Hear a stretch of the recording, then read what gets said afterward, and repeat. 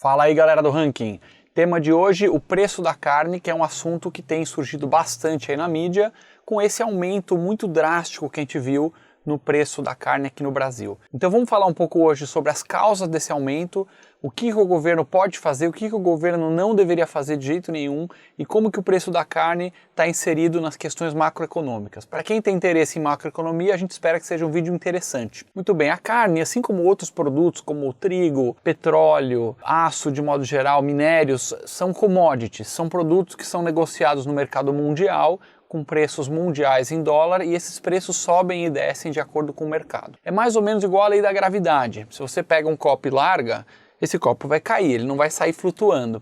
Assim funciona o preço das commodities. Eles são alinhados pela oferta e procura. De acordo com quanto está se procurando um produto, né, se a demanda, a procura aumenta, o preço aumenta. Se a oferta do produto aumenta, quer dizer, tem mais gente produzindo, o preço cai. Do equilíbrio da oferta e demanda que vem o preço. Então isso funciona assim, e quanto mais os governos metem a mão, o tiro sai sempre pela culatra, como a gente vai ver a seguir. Nesse caso, o que houve aqui, tem uma demanda mundial crescente por carne, especialmente na China, onde houve uma praga que matou muitos suínos, né, muita carne de porco, morreu muito porco na China, e aí os chineses, que estão muito acostumados a comer porco, começaram a demandar outros tipos de carne.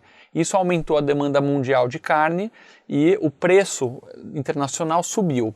O Brasil, como sendo o segundo maior produtor de carne do mundo e o maior exportador, né, junto com a Austrália, Estados Unidos, se viu beneficiado do ponto de vista econômico porque a gente começou a exportar mais. Então você tem aí um fator duplo, preço mundial em dólar subindo e, como todo mundo acompanhou, o preço do dólar também, né? O câmbio desvalorizou. Um câmbio que estava 3,5, depois 3,7, 4, 4,20, quer dizer, o dólar ficando mais caro e o preço em dólar. Vamos dar um exemplo aqui. Vamos supor que a carne custa 10 dólares e o câmbio está 3. Então, você vai ver aqui no Brasil vai estar 30 reais. Vamos supor que amanhã a carne de 10 dólares vai para 15 dólares, por exemplo. E o câmbio, em vez de 3, vai para 4.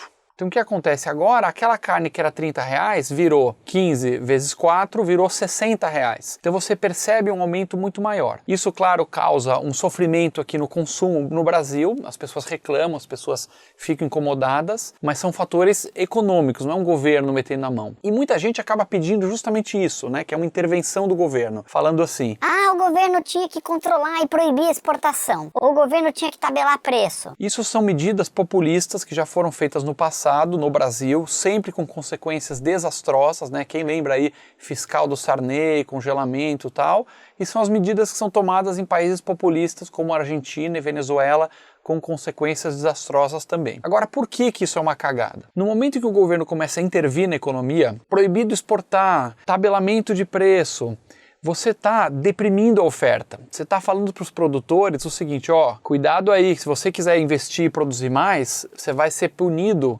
com proibições do governo. Então você está incentivando os produtores a produzir menos. No momento em que o preço está subindo e você incentiva o produtor a produzir menos, você vai ter menos oferta e o preço vai subir mais ainda. Quer dizer, é como se criasse uma pressão maior ainda para subir o preço. Quando você proíbe a exportação, por exemplo, você está limitando uma atividade econômica que é muito boa para o país. Porque se o Brasil está exportando, claro que por um lado você aumenta o preço aqui no mercado nacional, certo? O cara que está fazendo carne, se ele pode vender por 50 reais para fora, ou ele vai ter que vender por 30 reais para dentro do Brasil, claro que ele vai vender para quem paga o melhor preço. Todo mundo que produz carne pensa isso, e você que está assistindo, se estiver também produzindo carne, você também vai pagar para quem dá o maior preço. Só que se o preço está bom, o mercado fica muito atraente. E aí o investidor que está investindo para produzir carne vai produzir mais, né? Você está incentivando ele a produzir mais carne, aumentar a oferta e assim regular o mercado. Portanto, essa é a beleza do sistema de regime de mercado, né, o capitalismo. Quando você tem o socialismo, a produção é feita de forma centralizada, tem sempre um burocrata lá dizendo para quem que vai ser produzido quando, só que ele não consegue capturar a enorme complexidade das relações entre milhares e milhares de produtores, milhões de consumidores, e o sistema de preços do livre mercado consegue. Portanto, o que acontece?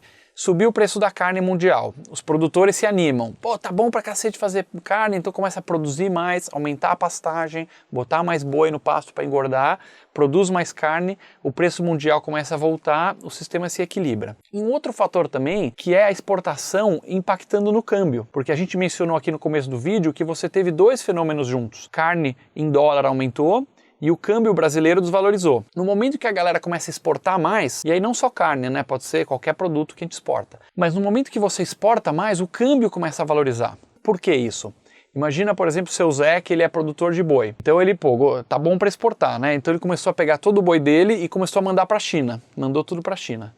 Foi o boi para a China, o que veio para o seu Zé? Veio dólares. Dólares na mão dele, né? Então ele, pô, vendi meus boi para a China, tô cheio de dólar aqui, tô com uma mala de dólar. Só que ele não tem o que fazer com dólar no Brasil. Então o que ele faz? Ele pega esses dólares, né, o exportador, vai no Banco Central e fala, Banco Central, tô cheio de dólar aqui, eu queria reais para eu poder gastar no Brasil. Então ele vai no Banco Central e dá esses dólares, e ele recebe reais. Só que não é um cara só o seu Zé, são milhares de seus Zés exportando carne. Aí tá todo mundo com um monte de dólar no Banco Central, querendo real, é a mesma coisa, oferta e procura. Muito dólar, pouco real, o dólar começa a perder valor e o real começa a valorizar, ou seja, o câmbio começa a baixar. O 4,20 vira 4,10, 4, 3,90, e isso por si só começa também a baratear o preço da commodity, porque lembra que ele é em dólar. Então, essa é a beleza dos regimes de mercado livres. Quando começa a ter uma distorção, a própria economia começa a puxar de volta para equilibrar o sistema. Lembrando que se o cara está produzindo e exportando, ele está gerando emprego, gerando lucro que é tributável, então ele está pagando imposto de renda para o governo, ele está gerando divisa boa, dólares para o Brasil.